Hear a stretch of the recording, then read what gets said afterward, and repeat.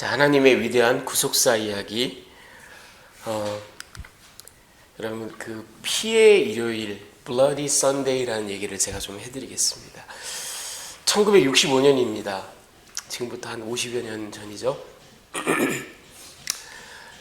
그 65년 3월 7일에 그 알라바마에 가면 그 셀마라는 도시가 있습니다.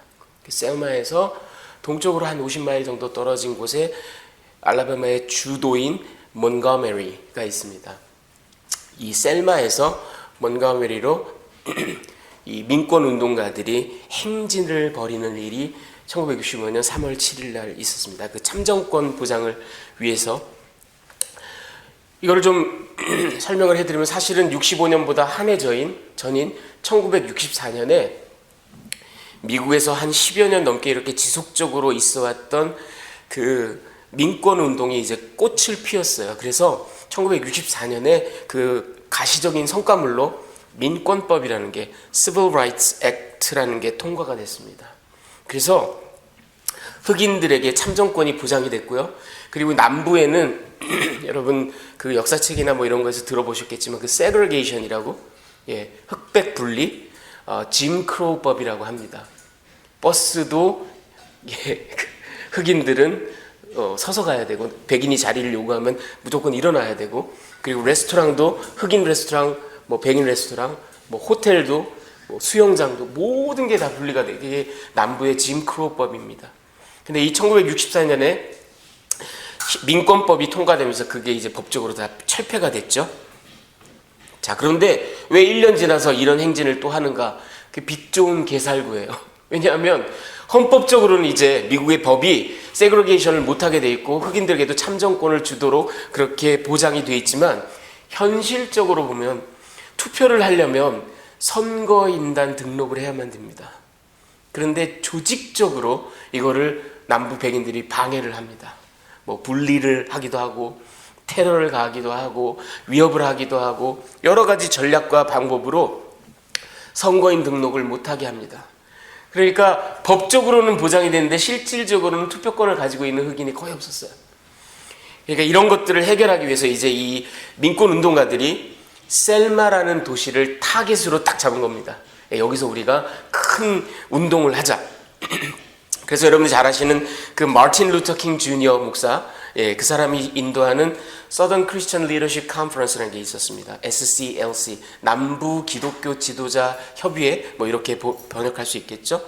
그리고 학생 비폭력 조정위원회, 그 SNCC라고 합니다. SNCC, Student Nonviolent Coordinating Committee라는 그런 이제 단체가 있어요. 지금 보시는 얼굴이 제일 앞에 보이는 분이요, 존 루이스라는 그 스닉 대표입니다.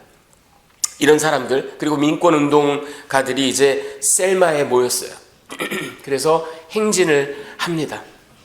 50마일 넘게. 자, 이 3월 7일, 1965년 3월 7일, 이날이 일요일이었습니다. 주일이었습니다.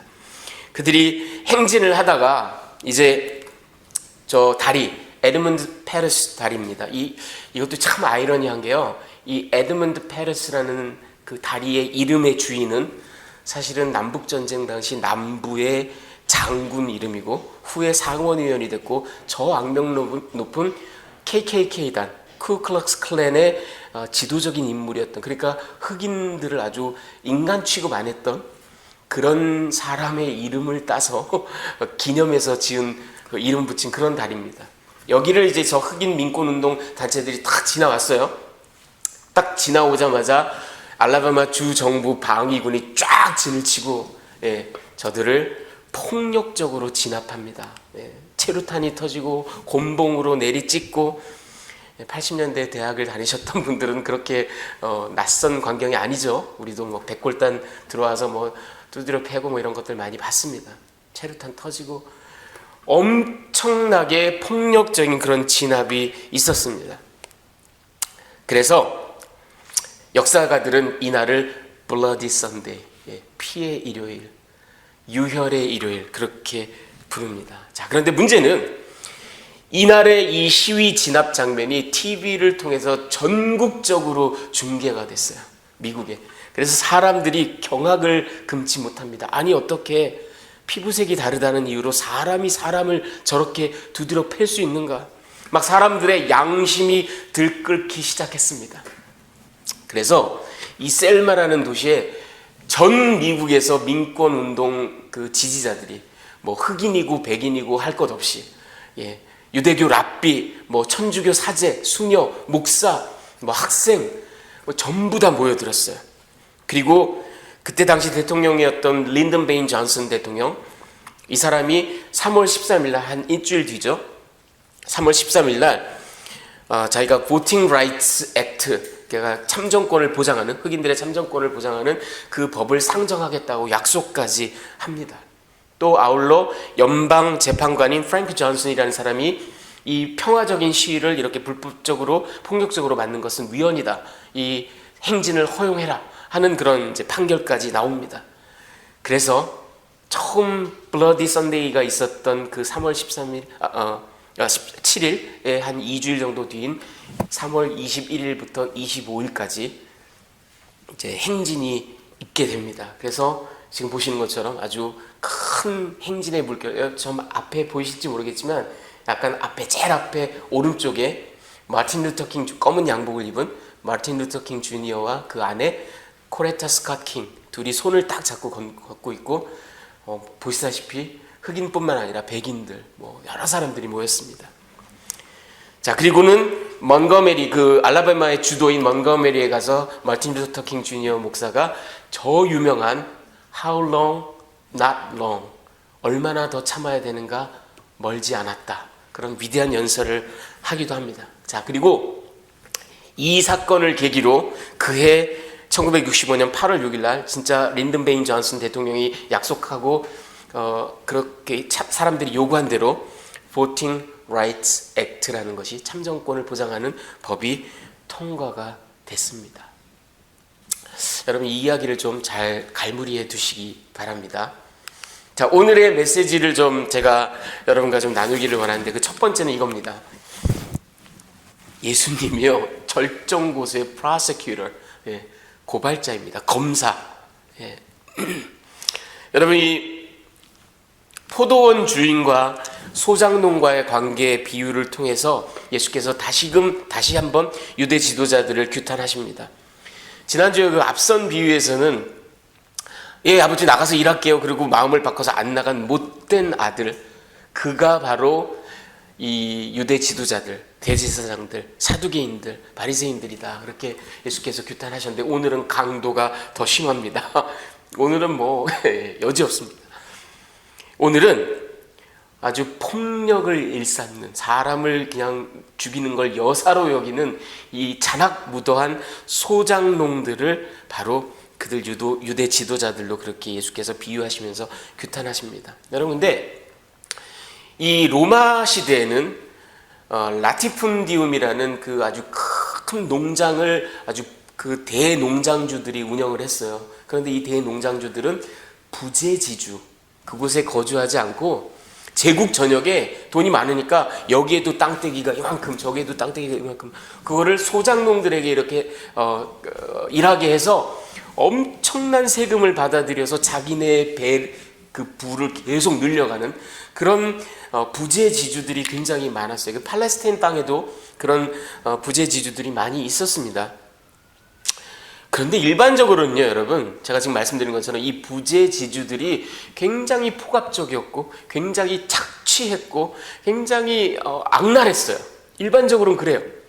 그런데 오늘 예수님의 이 스토리, 이 비유의 반전 포인트는 뭐냐면, 지주가 계속 당하고요, 오히려 악당은, 사악한 자들은 그 소장농들입니다. 더군다나 여기서 보시는 것처럼 저들이 막 종을 두드려 패고 그러기도 하고, 심지어는 내 아들은 존대하리라 그래 보냈던 아들까지도 잡아 죽입니다. 그런데 여러분, 이 이야기를 딱 들으시면 이게 너무 예수님이 비유로 창조해내신 이야기, 너무 현실성 없는 얘기가 아닐까? 당연히 그렇게 생각하실 수 있어요. 하지만 여러분, 이 고대 세계에는 오늘날과 같이 뭐 그런 무슨 계약 관계라든지 뭐 관에 등록하는 문제라든지 이런 게 그렇게 발달돼 있지 않았어요. 그래서 실제로 땅을 개간해서 포도밭을 이렇게 만들면, 여러분, 이 포도가 처음 이렇게 이제 그 농사를 지어서 첫 4년 정도는 별로 소출이 없답니다. 포도나무가 그렇답니다. 그 5년째가 되어야 비로소 이제 수직 타산이 좀 맞을 만큼 소출이 생긴대요. 그런데 이렇게 개간을 해서 그 포도밭을 만든 다음에 소출이 충분히 생길 때까지 주인이 그냥 손 놓고 가만히 있으면 나중에 그 타이틀을, 그 소유권을 뺏깁니다. 실제로 그래요. 그래서 그 첫 3년, 4년 소출이 없는 기간에도 비록 이문이 별로 안 남아도 정기적으로 해마다 그 수입의 일부를 징수를 했다라는 그 기록이 남아있고 그 관행이 남아있지 않으면 나중에 4년 지나서 5년 지나서 무슨 소리예요, 소장농들이 무슨 소리예요, 이거 우리가 199 우리가 일한 거예요, 저 지금 지주라고 말하는 사람 여기에 온 적 한 번도 없어요, 여기 하룻밤도 잔 적 없어요, 이거 우리 거예요. 그럼 그냥 넘어가요. 소유권이 넘어가게 돼 있어요. 예. 그러니까 이게 그렇게 허무맹랑한 얘기가 아닙니다. 그래서 이 주인도 아마도 여러분, 우리는 그냥 한 번에 읽는 이야기이지만 사실은 이게 2년 어쩌면 3, 4년에 걸쳐서 계속해서 올해에도 하인들을 보내고 주인이 다음 해에도 하인들을 보내고 세 번째나 네 번째 해에 아들을 보냈던, 왜냐하면 계속해서 보내서 그걸 받아서 소유권을 확실히 해야 됐기 때문에. 그런데 저 소장농들은 한 번도 세를 바친 적이 없고 전부 다 두드려 패고 잡아 죽이고 급기야 아들까지 죽였던 겁니다. 그리고 이제 저들은 그렇게 얘기를 하는 거죠. 아까도 제가 말씀드린 것처럼 이거 우리가 만든 거다, 우리가 땀 흘려서, 그리고 우리가 지난 4년 동안 3년 동안 여기서 뼈 빠지게 일한 거고 저 사람 우린 모른다, 여기서 하룻밤도 잔 적이 없어. 그리고 그 아들이랍시고 누가 와가지고 막 이렇게 사기를 치는데 우리가 우리 재산권을 보호하기 위해서 그를 끌어내서 정당방위로 죽인 거다, 이렇게 말을 할 수 있는 시나리오를 완벽하게 짜는 거예요. 여러분, 나쁜 짓을 하는 사람들이요, 머리가 나쁘지 않습니다. 나름대로 완벽한 시나리오를 짰어요. 자, 그런데 이 모든 스토리를 말씀하신 우리 예수님께서 이제 그 제사장들, 사두개인들, 장로들, 유대 지도자들에게 질문하십니다. 자, 주인이 여기 온다면 이 못된 소장농들을 어떻게 할까 물어보세요. 그랬더니 저들이 그런 종자들은 절단을 내야 됩니다, 뭐 이렇게 난리를 쳐. 왜 그랬을까요? 여러분, 저들이 대부분 부재지주였습니다. 예. 여러분, 사두개인들은요, 그때 당시 인구가 팔레스타인 인구의 1%도 안 되는 사람들이 전체 부의 대부분을 차지하고 있었어요. 그러니까 저들이 가지고 있는 그 땅이 얼마나 많았겠습니까? 저들은 그거에 감정이입이 됐던 거예요. 나도 땅이 있는데 내 권리를 저 소장농들이, 저런 나쁜 놈들, 저런 놈들은 없애버려야지, 그리고 말 잘 듣는 소장농들로 갖다 채워야지, 이렇게 대답을 딱 한 거죠. 그러자 예수께서 그들 입으로 그들 스스로를 정죄한 겁니다. 유죄 선고를 한 겁니다. 여러분, 사무엘하 12장에 보면 유명한 얘기가 나오죠. 밧세바를 범한 다윗이 선지자 나단의 방문을 받습니다. 나단이 이야기를 하죠. 가난한 자의 한 마리밖에 없는 어린 양을 뺏어다가 손님을 대접한 큰 부자 얘기를 하니까 다윗이 그냥 승질이 나가지고 그런 자는 이스라엘에서 씨를 말려버려, 죽여야 된다. 그때 나단 선지자가 그게 바로 당신입니다, 이렇게 얘기를 하죠. 마치 비슷한 방법으로 예수께서 그게 바로 너희다, 너희 입으로 유죄 선고를 했으니 이제 내가 형을 선고하마. 검사가 원래 그 형량까지 선고하는 법입니다. 43절에 그러므로 내가 너희에게 이르노니 하나님의 나라를 너희는 빼앗기고 그 나라의 열매 맺는 백성이 받으리라. 너희에게 맡기셨던 그 지도권을 하나님께서 이제 거두어 가신다, 그런 얘기입니다.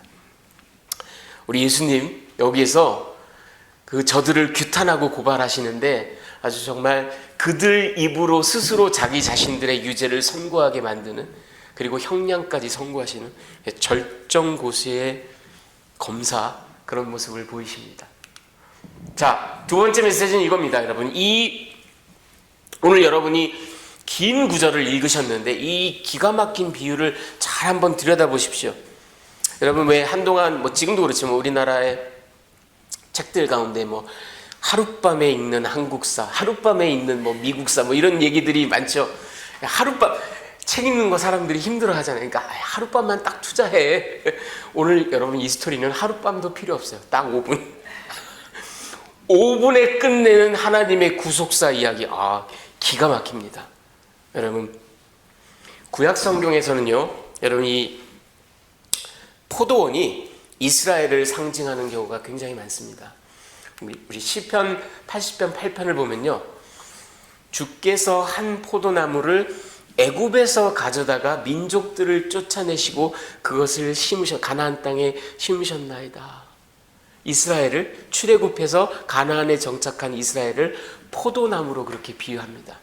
여러분 이사야 5장 1절 2절에 보면요, 나는 내가 사랑하는 자를 위하여 노래하되 내가 사랑하는 자의 포도원을 노래하리라.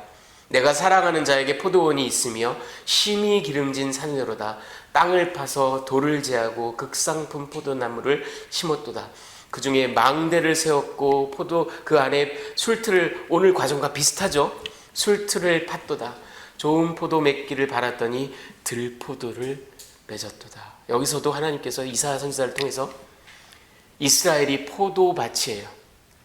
그들에게서 좋은 열매를 기대하셨는데 들포도나 맺고 있어요. 이처럼 여러분 긍정적이든 부정적이든 포도나무는 이스라엘을 성경적으로 상징해 왔습니다. 오늘 이 마태복음에서 예수께서 들려주신 마태복음의 이야기에서도 이 포도원의 주인은 곧 하나님이세요. 그리고 이 포도원이 이스라엘입니다. 그리고 하나님께서 이 포도원의 그 열매를 찾으신다. 그 주인이 그렇게 얘기를 하죠. 그 열매는 뭘까요? 그 열매는 저들의 이스라엘 백성들의 의로운 삶을 찾는 겁니다. 하나님께서 구하시는 겁니다.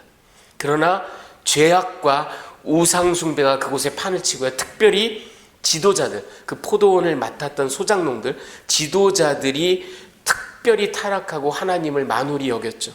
그래서 이 주인이 종들을 계속 부지런히 보내잖아요. 구약 성경을 통해서 하나님께서 계속해서 선지자들을 보내시죠. 그런데 이스라엘 백성들이 선지자들을 홀대하고 잡아 패고 우물에 가두고 톱으로 썰어 죽이고 참수하고, 여러분 성경에는 안 나와 있지만 유대 전승에 따르면 이사야, 예레미야, 에스겔, 아모스, 미가 모두 다 순교한 걸로 우리가 알고 있습니다. 그리고 가장 최근에는 어떤 일이 있었죠? 구약의 마지막 선지자 침례 요한도 목 잘려 참수당했죠. 그래서 이 스토리에서도 이제 끝내 포도원 주인이 아들을 보냅니다.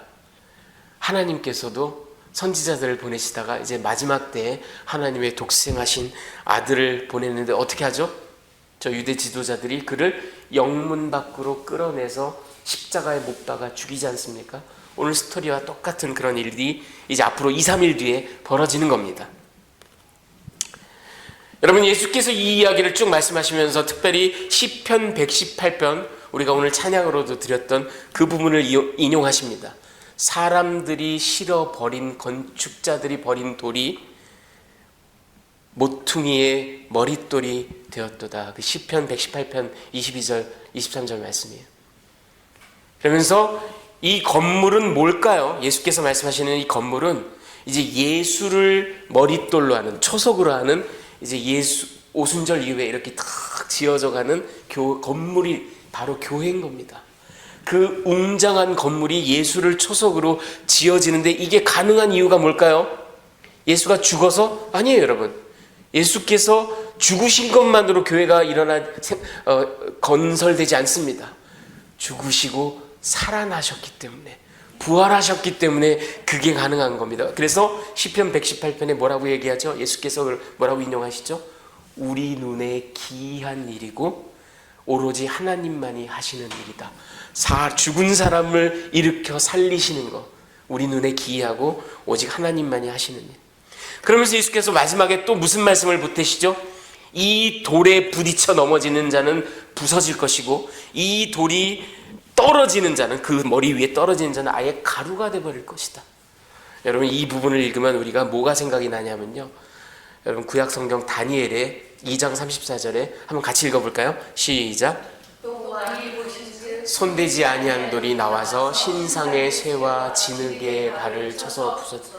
여러분 잘 아시는 다니엘에 보면 느부갓네살이 꿈을 꾸는데 거대한 신상이 철로 되어 있고 청동으로 되어 있고 흙으로 되어 있고, 그런데 나중에 한 돌이, 그게 옛날 개혁 성경에는 뜨인 돌이라고 되어 있습니다. 예. Rock cut out not by human hand. 사람의 손이 아니라 하나님에 의해서 이렇게 탁 떠내어진 그런 돌이라는 거죠. 그 돌이 이 신상을 완전히 그냥 초토화시켜 버립니다. 부서뜨려 버려요. 가루로 만들어 버려요. 그리고 그 돌이 태산을 이루었다, 그런 이야기가 다니엘에 나와 있죠. 예수께서 지금 마지막으로 덧붙이신 말씀은 이 다니엘 말씀을 연상케 합니다. 예수를 거역하는 자, 그를 믿지 않는 자, 그냥 가루가 돼버려요. 남지 않아요. 경상도 말로 뽀사버립니다. 완전히 뽀사져요. 여러분 제가 죄송하지만, 우리 예수님께 너무 죄송하지만, 그래도 성경이 그 은유를 쓰니까, 우리 예수님 돌덩이 예수님이 돌덩이에요. 시편 118편에 보면 건축자들이 실어서 버린, 쓸모없다고 버린 돌입니다.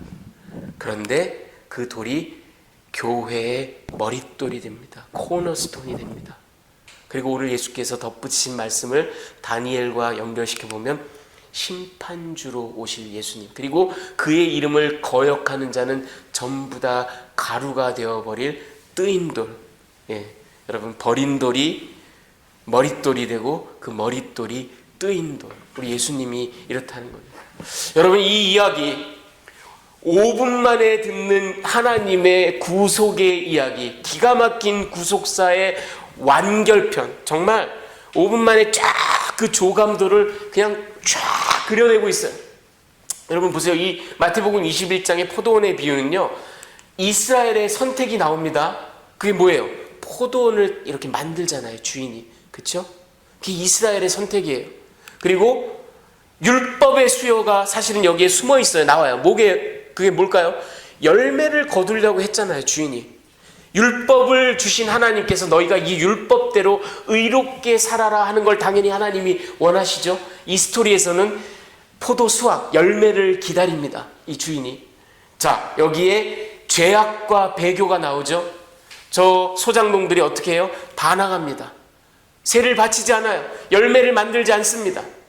그리고 이 스토리에 선지자의 사역과 순교가 나오죠. 저 주인이 부지런히 종들을 막 2차례 여러 명들을 보내죠. 누구는 때리고, 누구는 잡아 죽이고, 누구는 돌로 쳐 죽이고. 이게 구약 시대에 하나님께서 부지런히 보내셨던 그 선지자들의 이야기입니다. 그리고 종래에는 예수의 오심, 이 스토리에서 내 아들은 존재하리라. 그리고 아들을 보내죠. 예수가 이 땅에 오십니다. 그리고 십자가가 나오죠. 이 스토리에서도 우리가 저자를 죽이면 이게 우리 거다. 그리고는 영문 밖으로 끌어내서 아들을 쳐 죽입니다. 십자가 사건이에요. 그리고 그것만 있는 게 아니에요. 부활, 그리고 교회의 탄생. 왜? 예수께서 덧붙이시죠. 이 사람들이 실어버린 돌이 머릿돌이 되었다. 그런데 이게 기이한 사건이다.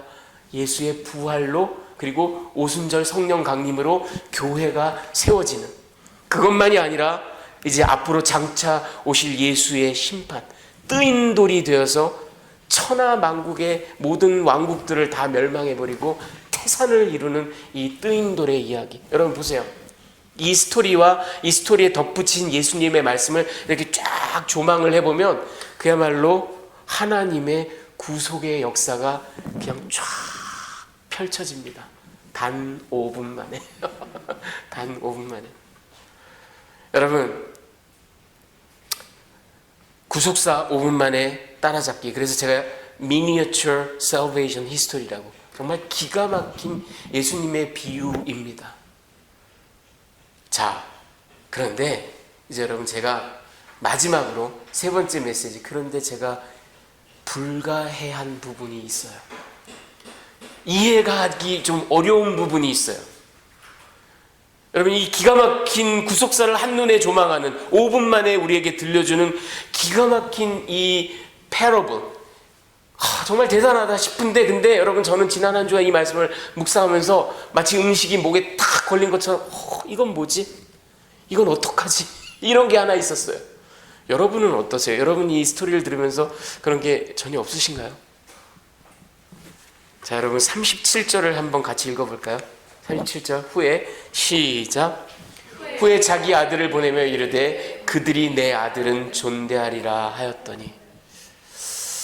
여러분, 아까도 말씀드린 것처럼 예수께서 아무 생각 없이 이런 말씀을 하시는 게 아니고 당연히 그분의 지혜와 그분의 어떤 계획을 가지고 이런 스토리를 하나 우리에게 딱 만들어서 주셨어요. 그리고 제가 밝히 말씀드린 것처럼 이 스토리는 단순한 우화, 단순한 그런 어떤 픽션이 아니라 구속사의 기가 막힌 전개를 압축해서 우리에게 들려주시는 이야기입니다. 그럼 분명히 이 스토리의 포도원 주인은 하나님이세요. 그런데 이 하나님이 왜 이런 말씀을 하실까요? 그들이 내 아들은 존대. 하나님이 이걸 모르실까요? 하나님이, 우리가 여러분 조직 시간에서도 배우셨지만 하나님은 전지하신 분이세요. omniscient, 모든 것을 알고 계십니다. 하나님은 누구를 선택하실지, 누구를 선택하지 않으실지, 누가 구원받을 자일지, 누가 멸망의 자식들인지 이미 창세전부터 알고 계세요. 하나님이 저들 소장농들, 즉 유대 지도자들이 그들이 멸망의 자식이라는 걸 모르고 저러실까요? 하나님이 저들에게 백날 선지자를 보내봐야, 아들을 보내봐야 저들이 소용없다라는 걸 하나님이 모르시지 않으실 텐데, 하나님이 지금 뭔가 착각을 하고 계신가요? 아니면은 뭔가 헛된 기대를, 내 아들을 보내면 달라지겠지, 뭔가 헛된 기대를 하고 계실까요? 그러면 하나님이 아니지. 그렇죠? 우리가 아는 바에 하나님, 이거는 그러면은 이 스토리가 아무리 구속사를 기가 막히게 인캡슐레이트 해서 우리에게 줬다 하지만 약간 허점인가? 하나님을 잘못 그려낸 건가? 말이 안 돼요. 이걸 모르셨겠어요? 하나님께서 다 알고 죽으라고 보내신 게 하나님의 아들인데. 근데 왜 이런 말을 하셨을까요? 제가 일주일 동안 이 말씀을 가지고 묵상을 하고 기도했습니다. 고민했어요. 하나님께서 제게 주신 깨달음은 이겁니다. 여러분 보십시오. 지금 보시는 분은 토마스 아켐피스라는 독일의 위대한 그 영성가이고, 우리에게는 그리스도를 본받아라는 아주 유명한 책이 있죠. The Imitation of Christ라는 그런 기가 막힌 책을 남긴 그런 15세기 독일 사람입니다. 이 사람이 그리스도를 본받아에 이런 이야기를 썼습니다. 하나님께서 하시는 일을 우리 인간의 이성이 가늠할 수 있다면 그것은 경이롭다고도 또는 위대하다고도 말할 수 없을 것이다. 여러분, 하나님께서 하시는 일은 우리가 가늠할 길이 없습니다. 우리가 이해하지도 못합니다. 그렇기 때문에 경이롭고 그렇기 때문에 위대한 겁니다. 여러분, 그러면은 이 비유로 다시 돌아가서 하나님께서, 하나님을 상징하는 이 포도원 주인이 저들이 내 아들은 존대하리라 이러고 아들을 보내셨는데, 우리가 아는 하나님은 실제로 아들을 잡아 죽일 거를 알고 보내세요. 죽으라고 보내세요. 이 차이를 어떻게 설명할 것인가? 제가 깊이 고민하다가 깨달은 건 이겁니다, 여러분. 하나님, 지금 예수께서 구속사를 한눈에 우리에게 보여주기 위해서 이 패러블이라는 하나의 픽션을, 하나의 가상의 스토리를 우리에게 만들어 주셨어요. 그 안에 있는 포도원 주인이 하나님을 상징해요. 하지만 진정한 하나님은 이 스토리 밖에 초월자로 계십니다. 초월자로 계시는 하나님은 지금 마치 복화술사처럼 이 이야기를 할 때 다른 말씀을 하고 계신다고 저는 확신합니다. 이 스토리 내의 주인은 저들이 내 아들은 존대하리라 이런 말을 하지만, 이 스토리를 초월해 계신 하나님은 그때 똑같은 시간에 동시에 사실은 이런 말씀을 하고 계십니다. 저들이, 내 아들은 내가 그간 보냈던 이사야, 예레미야, 에스겔, 침례 요한과는 상상도 할 수 없이 더 극악하게 대우하리라 하고 보내신 겁니다. 여러분, 우리가 그걸 깨달아야 돼요. 그걸 깨달아야 돼요. 여러분, 다시 아까 제가 서두에 드린 그 셀마 이야기를 해드리겠습니다. 마틴 루터 킹 주니어가 저 남부의 편만에 있는 흑인을 차별하고 백인 우월주의 그리고 폭력과 폭압으로 저들을 억압하는 이 악을 마틴 루터 킹 주니어 목사와 그 민권 운동가들이 만천하에 드러내기를 원했습니다. 그래서 도덕적인 힘을 끌어모으려고 했어요. 그래서 세상 사람들의 그 규탄과 동참으로 인해서 이 악을 드러내고 이 악을 고치기를 원했습니다. 그래서 그들은 모였어요. 여러분, 그들이 이 행진을 할 때 이 알라바마의 주지사는 조지 월리스라는 사람, 이 아주 악명 높은 인종주의자입니다. 여러분, 아주 극악무도한 사람이었어요. 그리고 오른편에 보시는 사람은 셰리프예요. 짐 클락이라는 사람인데 이 사람은 어찌나 잔인무도한지 별명이 야수 짐승이었어요. 막 흑인들을 복날 개 패듯이 잡아 팼습니다.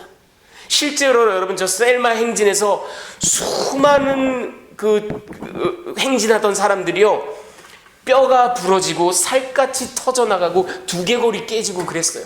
엄청난 폭력이, 여러분, 저들이 저 연방 주 방위군들이요, 저렇게 사람들을 잡아 패고 머리를 깨트리고 난리를 쳤습니다. 그런데 여러분, 마틴 루터 킹 주니어와 존 루이스와 그 다음에 저 운동에 참석했던 사람들은 설마 우리를 그렇게 하겠어 그러고 나간 게 아니에요. 저들은 자기네 뼈가 부러질 걸 알고 나갔습니다. 자기네 두개골이 터질 걸 알고 나갔어요. 자기의 살점들이 다 떨어져 나갈 걸 알고도 나갔습니다. 왜? 그렇게 해야만 만천하의 인종주의의 그 잔악성과 야수성이 드러나기 때문에. 여러분, 킹 목사는 마하트마 간디의 그 비폭력주의에도 영향을 받았지만 무슨 소리예요, 여러분? 킹을 가장 영향을 준 분은 바로 예수님이에요. 예수님의 산상수훈이에요. 킹 목사는 할아버지도 목사고 아버지도 목사고 자기도 침례교 목사였어요. 예수님, 하나님께서 하신 방법을 그는 어쩌면 잘 알고 있었던 겁니다. 여러분, 그래서 저 블러디 선데이, 하나님께서는요, 내 아들을 저들이 더 잔혹하게 대하리라, 더 처참하게 대하리라, 그렇기 때문에 나는 내 아들을 보낸다. 그래서 하나님께서는 십자가에서 결국은 블러디 선데이가 아니라 블러디 빈야드, 이거를 보여주시기 원했던 겁니다. 왜? 저걸 보여주셔야만 여러분, 우리 인간의 죄악, 우리 인간의 잔혹성, 우리 인간의 폭력성, 우리 인간의 자기의, 이것이 만천하에 드러나기 때문입니다.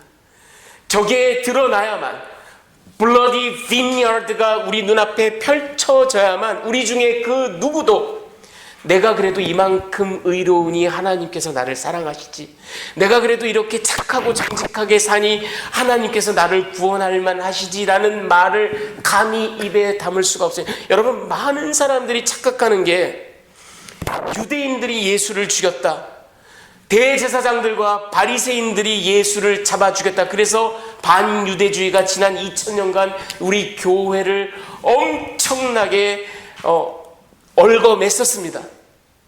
또는 로마 집권자들이, 본디오 빌라도가 예수를, 아니에요 여러분, 무슨 천만의 말씀이에요. 예수를 죽인 자는 바로 납니다. 바로 우리 자신의 폭력성, 우리 자신의 죄악이 바로 저 자리에서, 골고다에서 30cm 넘는 대못으로 예수님의 손과 발을 찍어 내렸던 것이 바로 나의 죄악입니다, 여러분. 그래서 하나님께서는 저 블러디 빈야드를 우리 눈에 보여주심으로 말미암아 나 같은 죄인 입에서도 하나님, 나에게는 찬스가 없습니다. 나의 의로는 눈꼽만큼도 찬스가 없습니다. 오직 은혜로 덮으시는 하나님의 은혜가 아니고서는 저는 안 됩니다라는 고백이 나올 수밖에 없는 겁니다. 여러분, 이거를 사도 바울은 에베소서 2장 8절 9절에 우리 한번 같이 읽어볼까요? 시작. 그 은혜에 의하여 믿음으로 말미암아 구원을 받았으니 이것은 너희에게서 난 것이 아니요 하나님의 선물이라. 행위에서 난 것이 아니니 이는 누구든지 자랑하지 못하게 함이라. 누구도 자랑할 수 없어요. 누구도 우리의 의로움으로, 우리의 행위로, 우리의 율법으로, 우리의 착한 행실로, 우리의 도덕적 삶으로 누구도 구원 근처에도 이를 수가 없어요. 우리는 그저 나는 죄인이로소이다, 이런 나를 은혜로 건지신 하나님의 긍휼이 아니고서는 안 돼요. 여러분, 똑같은 얘기를 제가 예전에도 소개해드린 적이 있던 이사야 48장에는 내 이름을 위하여 내가 노하기를 더디할 것이며 내 영광을 위하여 내가 참고 너를, 이스라엘을 구원하신대요. 하나님이 멸절하지 아니하리라. 보라, 내가 너를 연단하여 은처럼 하지 아니하고 너를 고난의 풀무불에서 택하였노라. 나는 나를 위하여 이를 이룰 것이라. 어찌 내 이름을 욕되게 하리요 내 영광을 다른 자에게 주지 아니하리라. 하나님은 하나님의 글로리를 그 누구와도 쉐어하지 않으십니다. 이 우리의 구원, 영광이에요. Glory of God입니다, 여러분. 우리가 얻은 이 구원이. 그런데 누구와도 쉐어하지 않으세요. 너희 행위에서 난 게 아니다 이거예요. 오직 하나님의 은혜라는 거예요. 여러분, 이것이 하나님께서 영광을 취하시는 독특한 방법입니다. 불가해한 방법이에요. 비논리적이고 비상식적인 방법입니다. 그러나 하나님은 이렇게 영광을 취하십니다. 그리고 이것은 2000년이 지난 지금도 여전히 똑같습니다. 여러분, 지금 보시는 분은 그레고리 보이드라는 미국의 목사요 신학자입니다. 이 사람이 이런 얘기를 했습니다. 천국은 사랑의 마음으로 남들 아래 기꺼이 위치하며 남들을 위해 섬기며 그 모든 대가는 자신들이 감내하는 바로 그런 사람들을 통해 전파된다. 왜? 저 시작을 하나님이 하셨어요. 기꺼이 종의 형체를 입으시고 기꺼이 우리의 발을 씻기시고 그리고 기꺼이 십자가를 지어서 그 모든 대가를 담당하신 바로 그 하나님이 천국을 우리에게 허락하셨고 2000년이 지난 지금도 천국은 이 원리와 이 논리에 의해서 지금도 전파됩니다. 사랑하는 여러분, 이것이 하나님께서 우리에게 보여주신 구속의 이야기입니다. 이것이 하나님께서 계획하시고 실행하신 구속의 원리입니다. 여러분, 우리는 그 구속을 받은 사람들이에요. 그렇다면 우리는 그리스도를 본받아 살라고 부름받은 자들입니다. 어떻게 살아야 될까요? 여러분, 근데 우리는 꼭 이기고 싶어 합니다. 꼭 이겨먹기를 원합니다. 꼭 내가 상처받으면 짓밟아 주기를 원합니다. 되로 받으면 꼭 말로 주고 싶어 하는 게 우리 성정입니다.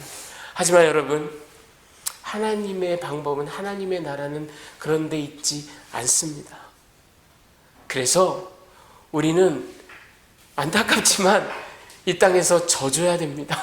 이 땅에서 손해봐야만 됩니다. 좀 다소 억울하더라도 그게 하나님께서 우리를 부르신 원리고 방법인 줄 믿습니다. 그럴 때 하나님께서 우리의 순종을, 우리의 믿음을 귀하다고 보실 줄 믿습니다.